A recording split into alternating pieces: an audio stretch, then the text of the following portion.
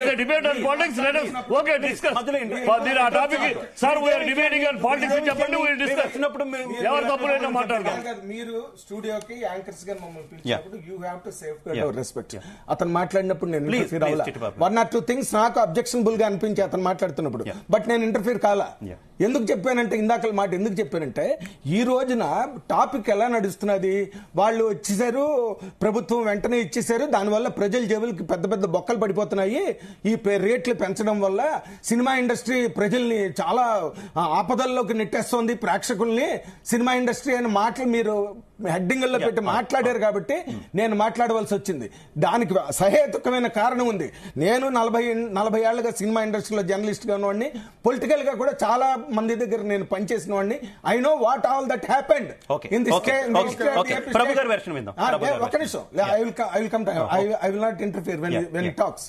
నేను ఏం చెప్తున్నానంటే, ఇక్కడ ఈ సందర్భంలో ఈ రోజున ఇప్పుడు చంద్రబాబు నాయుడు గారు ముఖ్యమంత్రిగా వచ్చారు, ఆయన సినిమా ఇండస్ట్రీ స్థితిగతులు అన్ని తెలిసిన వ్యక్తి ఒకటి. రెండోది, like earlier chief ministers right from Chennareddy గారిని తీసుకుంటే, సినిమా ఇండస్ట్రీని వ్యతిరేకించింది కానీ సినిమా ఇండస్ట్రీ మీద ఒక రకమైన సీతకన్నేసిన ప్రభుత్వాలు భారతదేశ చరిత్రలో ఎక్కడ లేవు. అక్కడ నేను కోట్ చేశాను ఆ ముఖ్యమంత్రి పేరుని. రెండో మాట, ఈ రోజున పవర్ స్టార్ పవన్ కళ్యాణ్ గారు ఈ రోజున అక్కడ deputy chief minister. He knows each and ever. వాళ్ళు ప్రొడ్యూసర్స్, వాళ్ళు వెళ్ళా చిరంజీవి గారు, ప్రభాస్ గారు, వాళ్ళందరూ చేతులు కట్టుకుని వెళ్ళి, మీరు మా సినిమా ఇండస్ట్రీకి మీరు కన్నతల్లి లాంటి వాళ్ళు, మీరు మాకు చాలా సహాయం చేయాలి, మీరు మాకు భిక్ష పెట్టాలని అలా అడుక్కోవాల్సిన పరిస్థితి సినిమా ఇండస్ట్రీది. సినిమా ఇండస్ట్రీ ఏమైనా స్టార్ట్అప్ కంపెనీయా? It's an age old industry. ఎన్ని ఛాలెంజెస్ ఎదుర్కొని అనుకున్నారు కాబట్టి చెప్తున్నా, కాదని పబ్లిక్, మీరు పబ్లిక్ డిబేట్ పెట్టండి, పబ్లిక్ డిబేట్ పెట్టండి, పబ్లిక్ రెస్పాన్స్ తీసుకోండి. పబ్లిక్ రెస్పాన్స్ ఏంటి? రిక్వెస్ట్ ఏంటండి? రిక్వెస్ట్ ఏంటి? మెగాస్టార్ చిరంజీవి లాంటి మనుషుల్ని చేతులు దండం పెట్టాల్సింది. అలాంటి పరిస్థితి కల్పించారు.